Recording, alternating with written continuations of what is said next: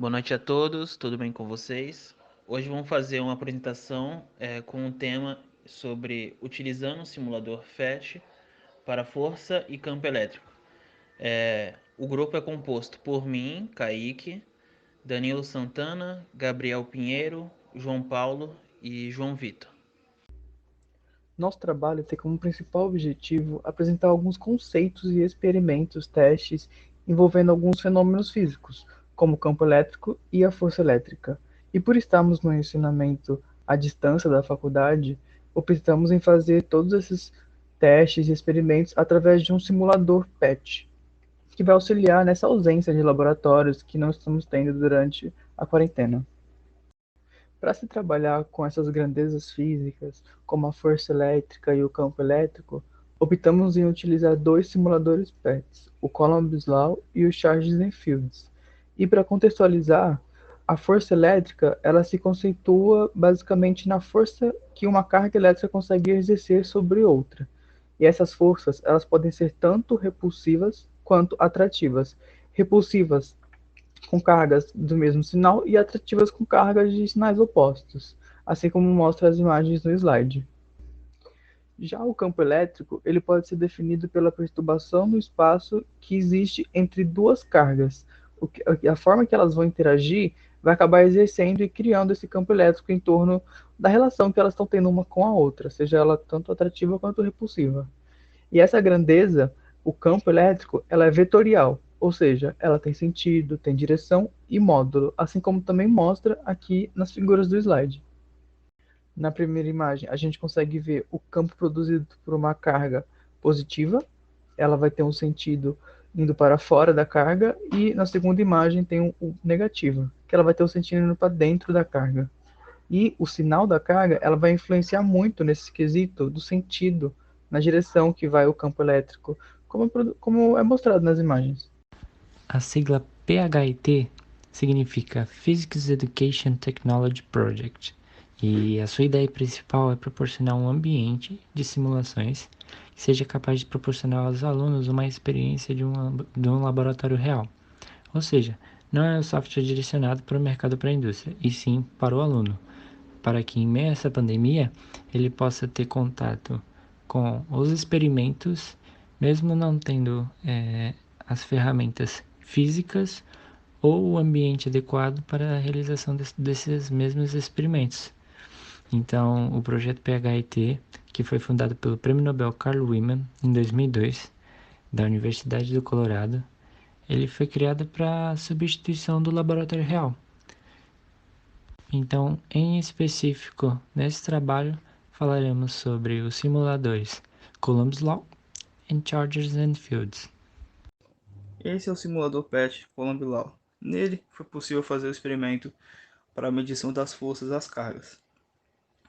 Nesse simulador é possível você alterar a distância das cargas, alterar a carga de cada uma, e assim você consegue verificar a força.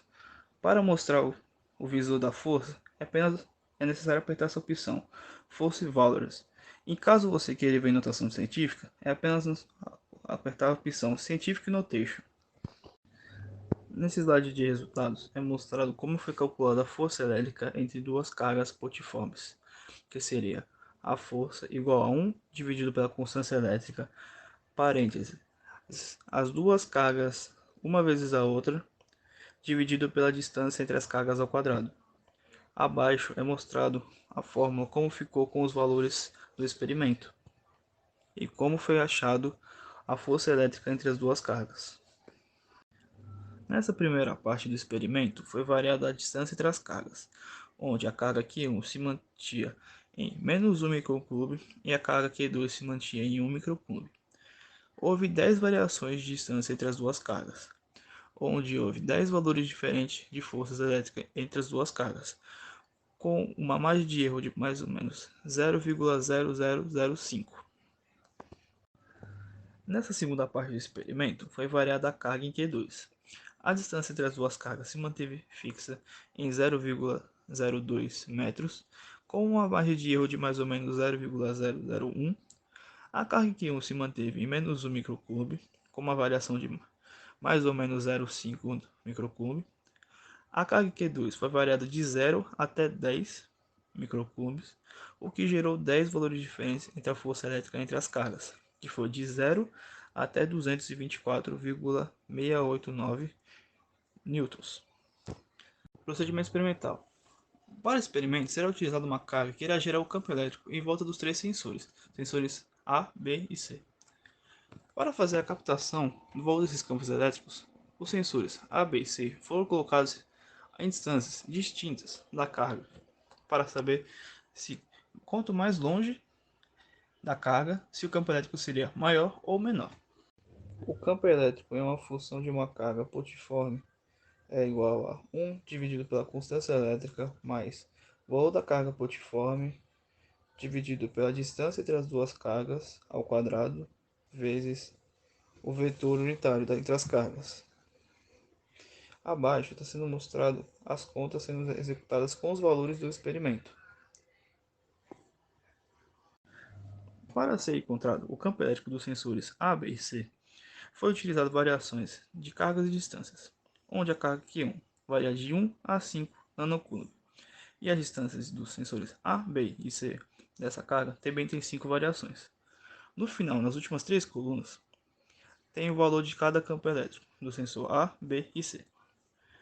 Com as 5 variações, fica constatado que o sensor A sempre é o que tem o maior campo elétrico por ficar mais perto da carga.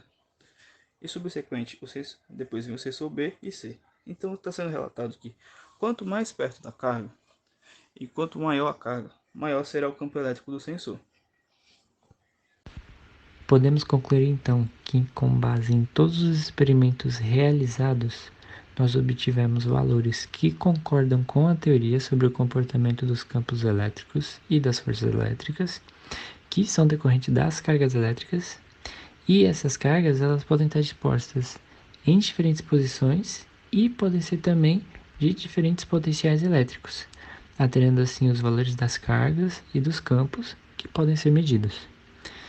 De tudo isso, podemos tirar também que os simuladores eles foram de suma importância neste momento da pandemia, uma vez que mesmo afastados da faculdade, nós conseguimos criar um laboratório virtual onde pudéssemos realizar os experimentos e fazer a ligação entre os integrantes do grupo, criando assim um laço.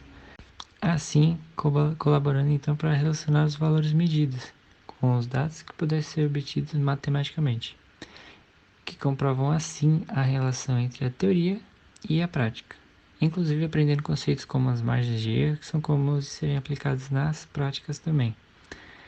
Portanto, podemos concluir que o experimento atendeu às expectativas propostas, já que observamos a relação da teoria e da prática, reproduzindo os mesmos aspectos em ambas, sem se preocupar com os obstáculos que poderiam ter sido encontrados no laboratório da vida real.